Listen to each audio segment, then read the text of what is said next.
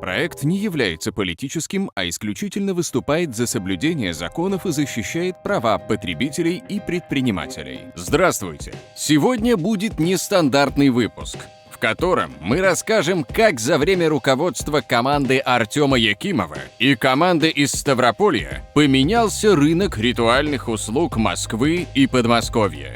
До чего довели ритуальную сферу в Москве и Московской области, и почему она теперь не справится с количеством смертей от COVID-19. И как не стать жертвой ритуальщиков при искусственном дефиците мест на кладбище и в моргах.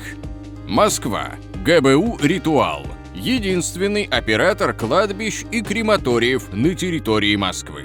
Фактически монополист, который создал все условия для собственного обогащения. Что мы имеем в виду? До прихода ставропольцев, москвичам, можно было получить бесплатное место практически на любом московском кладбище и захорониться. В настоящий момент созданы узкие горлышки вдали от Москвы, где можно получить место.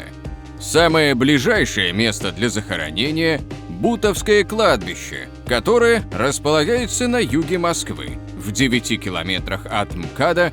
Москвичам сейчас бесплатно предоставляют либо Бутовское кладбище в Бутово. И именно о нем мы снимали свой первый выпуск. Изначально проект предусматривал тропинки для маломобильных и вообще для всех групп граждан, да? А в результате мы столкнулись с тем, что тропинки стали уничтожаться, и на их месте стали происходить захоронения. Либо Лабушевская и Зеленоград. Остальные уже на платной основе. Соответственно, если вы хотите в территории Москвы похоронить, да, именно кладбище Московского, надо смотреть через портал мэра Москвы, через мост.ру. Если хочешь захорониться на территории Москвы, то придется заплатить. Вы регистрируетесь на сайте, подаете заявку на участие в аукционе. Когда этот аукцион состоится, вы в онлайн-режиме в нем участвуете. И если, как говорится, вы даете большую сумму, то вы выигрываете этот участок. Есть официальный способ через департамент Немирюка или за большие наличные деньги на месте. Но это доступно далеко не всем. Крематории. До пандемии в московских крематориях очередь составляла приблизительно 2-3 часа. То есть, чтобы оформить кремацию, там нужно столько прождать. Очередь никак не организована.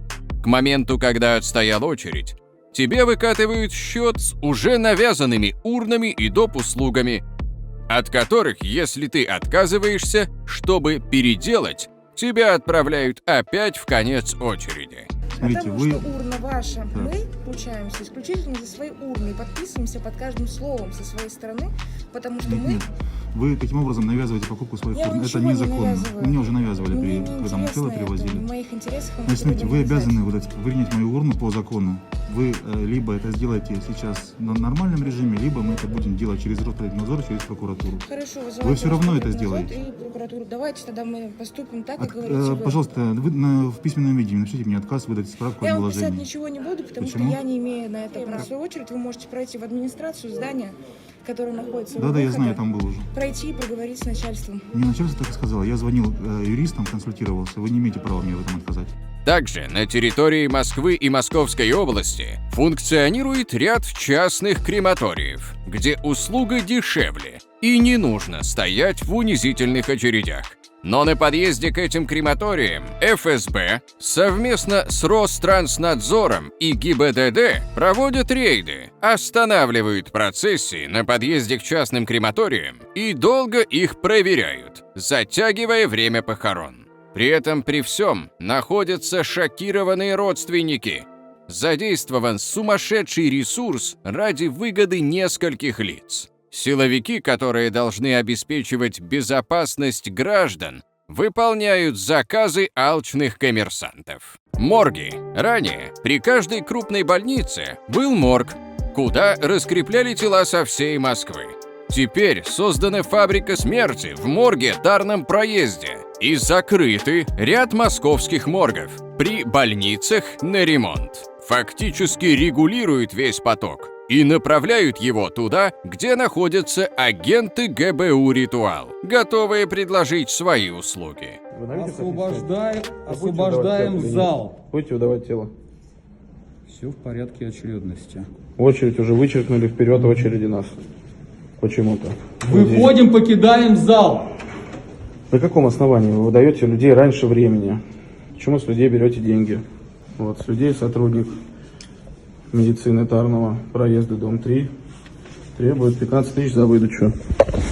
Руки убрал.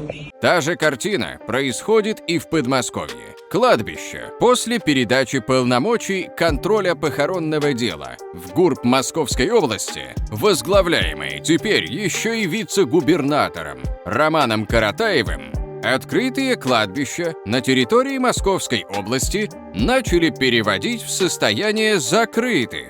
Связано это с тем, что из-за бесплатности мест и дешевизны услуг и закрытия московских кладбищ москвичи вынуждены захоранивать близких в ближайшем Подмосковье, что дешевле и ближе, чем открытые на данный момент московские кладбища. Создается искусственный дефицит ради увеличения цены на места и услуги.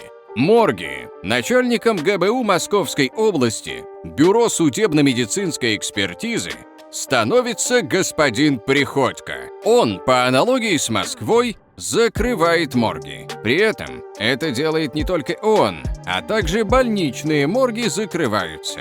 Все это делается опять же для создания контролируемых воронок продаж для соратников, ритуальных агентов. Например, все тела как раз из Люберец увозят в Видное. Не захоранивать, а просто в морг. Чем это все грозит? Сейчас смертность из-за индийского штамма и из-за того, что никто не привился, сильно возрастет. По оценкам экспертов, почти в 2 раза.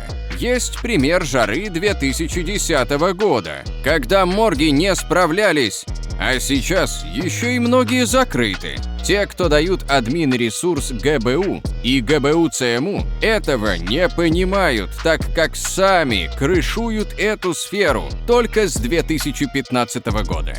Банальная нехватка санитаров и бригад на открытых кладбищах и очереди в крематории уже работают на пределе. А вспышка началась только 3 недели назад. А как показывает мировая статистика, от момента заболевания до смерти проходит 4-5 недель. Так что мы еще далеки до пика. Как не стать жертвой? Во-первых, ищите ритуальных агентов в интернете и сразу спрашивайте у них, вы работаете с крематорием ГБУ или частными? Если работают в том числе и с частными, с ними можно иметь дело. Как правило, эти агенты помогут решить все вопросы с моргом или перевести тело, опять же, в частный. Получить все необходимые справки. Кладбище. Если у вас нет места на московском кладбище для дозахоронения близкого родственника, например, то для вас самый лучший и дешевый вариант – это захорониться на одном из ближайших к МКАДу областных кладбищ. К сожалению, всем однажды приходится сталкиваться с этой сферой. Важно рационально отнестись к этому вопросу и не попасться на уловки мошенников и алчных агентов. Берегите себя и своих близких. До встречи в новых выпусках.